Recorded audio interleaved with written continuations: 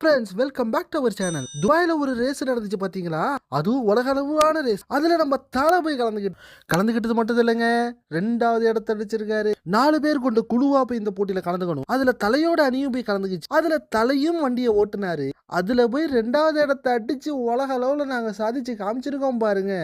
நாங்க கட்சிய கொடி கையில வச்சில்ல, எந்த கொடியை கையில வச்சில்லங்க, ஜெயிச்சு புட்டு தேசிய கொடிய கையோட போய் மெடலை வாங்கணும் பாருங்க. அங்கதான் நிக்கிறாங்க கெத்தா. சில நெகட்டிவ் வைப்ரன்ஸ் எல்லாம் சொன்னாங்க, தலை ஜெயிக்க மாட்டாரு, இது அவருக்கு தேவையில்லாத வேலை அப்படின்னு சொன்னாங்க.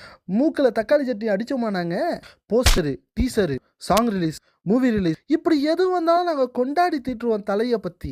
ஆனா இன்னைக்கு எங்க தலைவன் உலக லெவல்ல ஜெயிச்சு நிக்கிறாரு கார் ரேஸ்ல.